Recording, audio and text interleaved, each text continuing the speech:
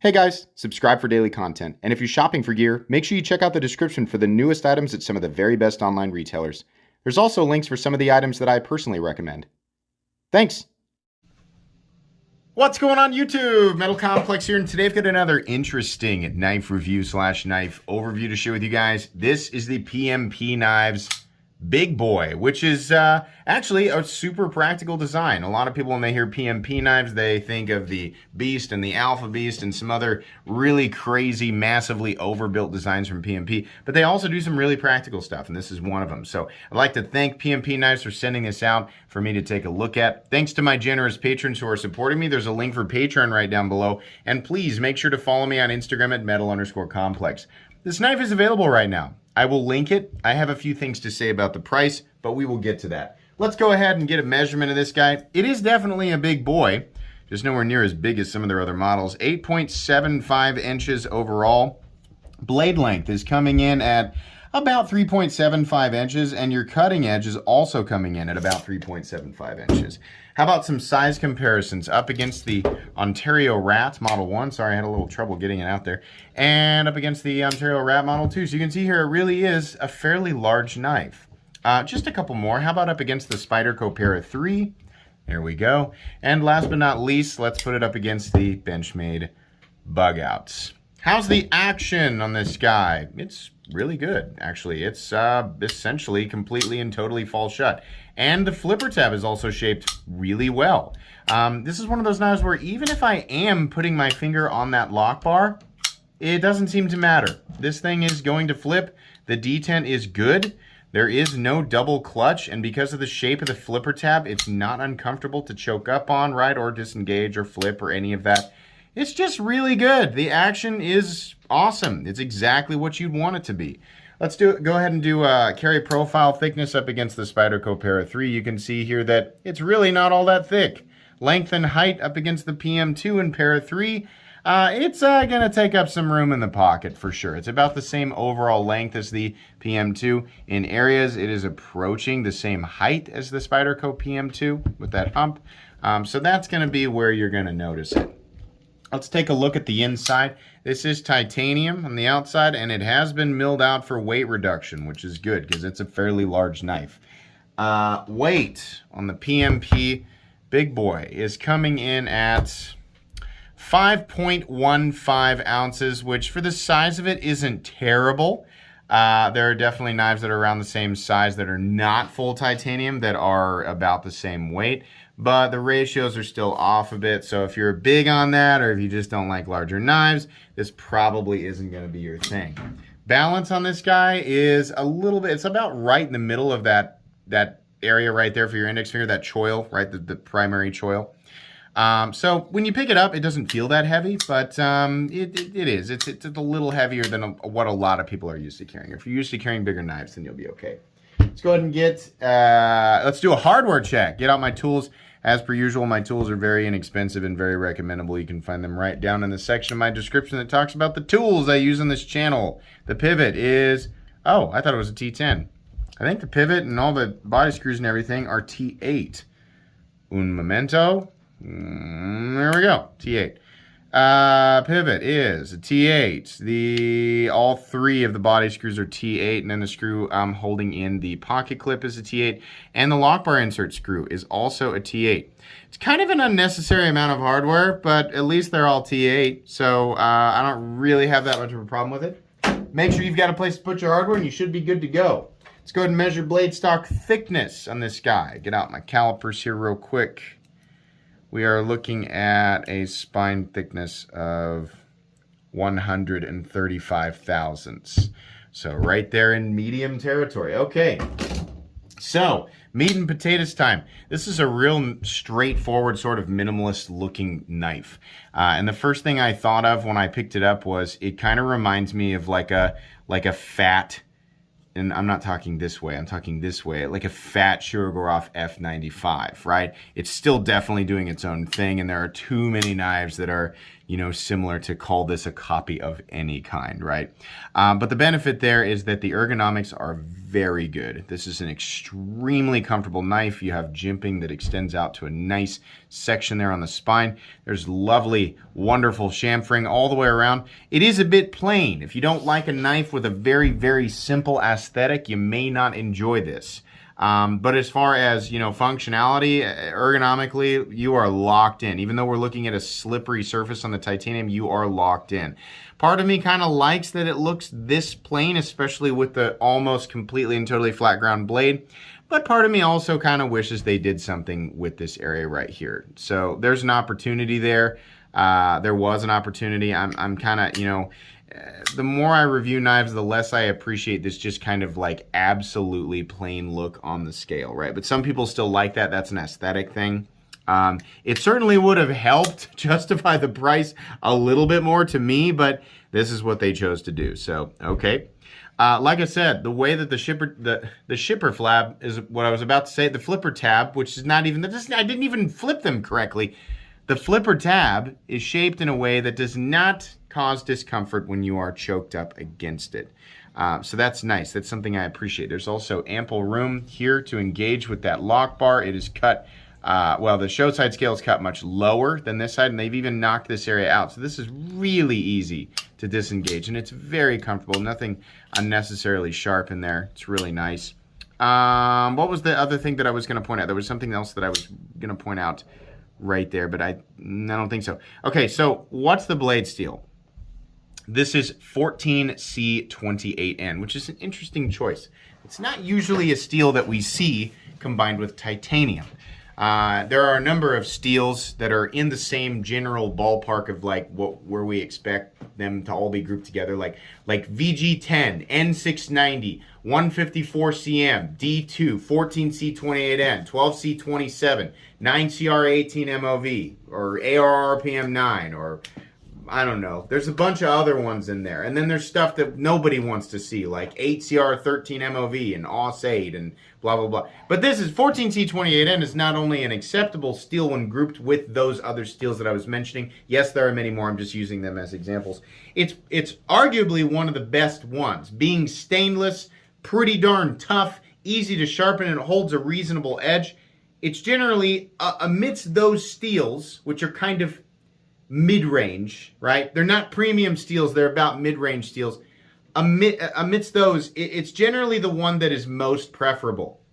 The problem is that it's being combined with titanium here, and when we're looking at titanium, unless you're Tucson who thinks, like, yeah, let's throw some D2 on there, titanium is generally coupled with more premium steels. And when I say premium, take that with a grain of salt. They definitely cost a little bit more to make. They have a different balance of composition, right? Generally speaking, these steels hold their edge longer, and for some reason we automatically default to, if edge hold longer, then steel is more premium. Like, it's more complicated than that for sure, but these steels generally cost more money to create, right? So like S35VN, S45VN, S90V, M390, right? Stainless and holds an edge for a long time. That's generally the name of the game when we think premium, right? It's generally the stuff we see coupled with titanium. So we end up with kind of a weird, like, well, what's it priced at? We'll get to it. It's priced too high, but we'll get to it. What I do love about this is the blade geometry is freaking ridiculous. If you watch the unboxing, you watched me do a little cut test with this, this factory edge is screaming, and I mean screaming sharp. I could not believe how easy, I mean, it was up, the paper almost cut itself, like as the blade approached it. And I know people are saying, like, you can't test the edge perfectly on paper. Generally what I do is just I like to feel how easily, how little hang up there is when you're pushing not just the geometry of the blade, but the final apex through the material. This piece of paper was basically just dividing itself on approach to this thing. This is an amazing factory edge. Yes, you can definitely get it sharper, right? But for a factory edge, wow, I was really impressed with that. And this geometry coupled with 14C28N, it's going to be a great workhorse knife. I mean, it really is. This blade is going to make short work of pretty much any. This type of blade, like breaking down thick cardboard boxes or cutting into dense material or whatever, it's going to do great, right? It's going to do awesome, and it's really not all that thick at the spine. It's also got a nice puncture tip, right? So if you need to do some of that stuff, you're good to go. It's a satin finished blade, and they did a good job with it. It looks like a nice, just generic satin finished blade. The actual final cutting bevel is even all the way across, so it's the same sharpness, the same thickness, the same aesthetic, right? It's not like larger in one area and smaller in another area. It all just looks great. The blade looks really, really good. It just says Big Boy 14C28N. That's all it says, right? Outside of that, we have a backspacer, and at the end of the backspacer, you have the lanyard loop thing. So there you go, lanyard people. We have opted for a wire clip, and I hate it. Generally speaking, wire clips, functionally, they're just fine. And on some knives, they look okay. On this knife, it looks ridiculous, and I hate it. I also hate this. I hate that! I hate this! Every time I go to flip this, every time. Guess where this finger is? Right here, this middle finger. It's bracing on the pocket clip. So as I flip it, I pull that pocket clip back, and as it scoots back and forth, it's like it's scratching that. I hate this. This is wire. The wire clip on this knife looks absolutely ridiculous, right? It's also not being prioritized over this length. Like, they had to put this here, so they put the wire clip lower. I mean, as far as where it carries, there's not a ton of knives sticking out of your pocket, so it's not bad. And functionally, yeah, it'll hold the knife onto your pants, but it looks bad. It just doesn't look good, right? And on a knife like this, if you're gonna pay what they want for this, yeah, there definitely is a part of me, and 99. I know there's one guy that's like, not me. It's all fun. I buy knives in that price range. It's all about function. Okay, well, I don't believe you. There's at least one part of your brain that is buying knives in this price caliber because you like something about its aesthetic appearance, right? For everybody else who's willing to admit it, probably the aesthetic of the knife and how the thing, you know, just generally all flows together is probably at least a little bit important to you before you make a purchase like this. This does not flow with the design. It's an incredibly cheap way to get a pocket clip on here, and it freaking moves back and forth and scratches up the frame. I don't like that, right? I know that knives are going to get scratches on them as they get used, but it's like, what the heck? It just doesn't, I don't like it. You can flip it over, so left-handed people, as you can see here, it's plenty easy to manipulate this thing. Left-handed.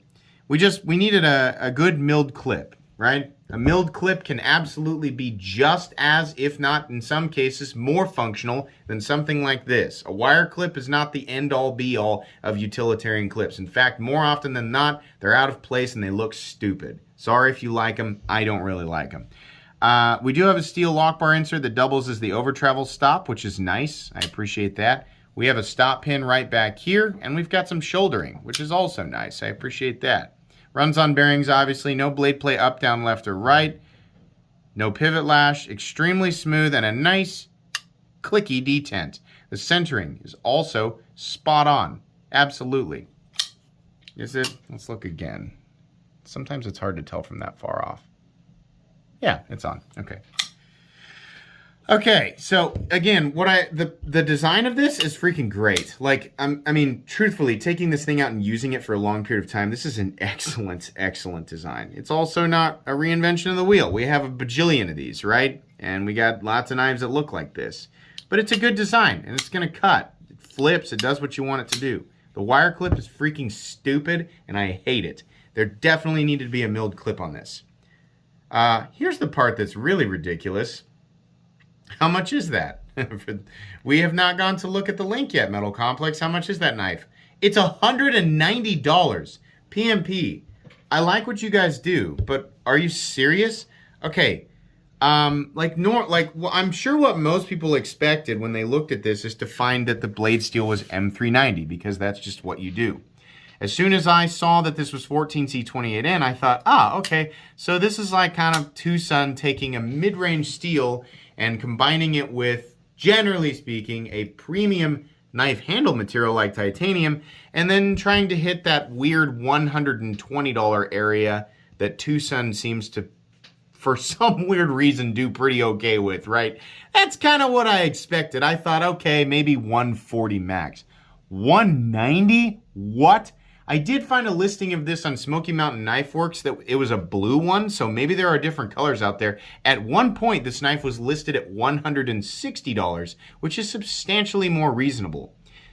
But what? 190? No, no. I like 14C28N as much as the next guy, but this is not a steel that belongs in this territory, right? There is simply nothing here. I mean, had they done some wild, like, really cool milling on the frame, and they had done a fully milled pocket clip and maybe made the backspace or something a little more interesting, and then maybe they put an awesome finish on the blade and kept it 14C28N, then you would have started to approach some type of, well, I can kind of look, like, then I would have just started to kind of try to justify it at 190, but this doesn't make any sense. I don't want this to just be like, well, they should have put M390 on it. I mean, yeah, you put M390 on it, and that price is going to make a lot more sense, right? I don't know how much more it costs to create M390 for Bowler than it costs, you know, Sandvik to do 14C28N. I'm gonna guess it costs Bowler a lot more money to create M390 because it's powder formed, right?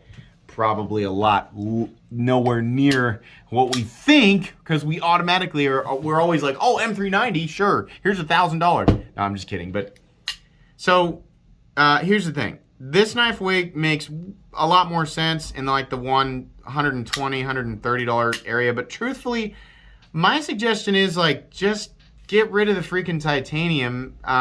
Do this exact knife in even if you want to keep the wire clip. Do this exact knife in some G10 and charge like $65 for it or something like that. And yeah, that would make way more sense to me. Make it a budget knife. If you're going to go with 14C28N, what gets people excited about 14C28N is that they can get it in the $50 to $75 range. That's a great steal for that range, right? Nobody is excited to pay almost $200 for 14C28N. And as much as I try to hammer down, like, let's not automatically assume that, it has to be M390 to be premium. I think some people get really confused in my take on steel. There's definitely steel that belongs in a premium class, a mid-range class, and a low-end class, right? And there's different price ranges. But 14C28N just really, there's just nobody excited to pay that much money for it. It's a great steal if you're paying between $50 and $75, and I don't think there's people beating down doors to have a knife that's combined, titanium and 14C28N. It's just, this just doesn't make any sense to me. It's cool, and listen, if you look at this and you're like, I got $190 just lying around, and I just love that knife. Well, it's like I always say, then go for it. Knock yourself out. It's your money. You earned it. And this is going to work. You buy this knife, it's built well, it's going to function well, it's going to sharpen up well, it's going to treat you right. But for $190, I've got, I don't know, like 50 other knives off the top of my head that I can recommend. You can go through my recommended knives playlist. I've even got top 5 and top 10 videos in my top 5 and top 10 playlist that specifically cover knives that you can get at this price point that I really like. Now that was filmed a long time ago, and inflation has probably done a number on those things, but as it sits right now, this is a cool knife, but it's not recommendable at all. It's just totally out of any logical price point. So it's neat though. Neat knife. Okay. It's going to be pretty much it. I'll link it down below for those of you who really want to check it out. But I think that's going to be pretty much it today. Please make sure to follow me on Instagram at metal_complex. If you enjoyed this video, leave a like. If you'd like to check out my other content, I do, of course, have lots of videos of knives that are either expensive or inexpensive that I do or don't like, so check those out. And if you enjoy all my content, go ahead and click on that Metal Complex logo right there and subscribe, because there's definitely more coming. Thanks again for watching, everybody, and have a great day.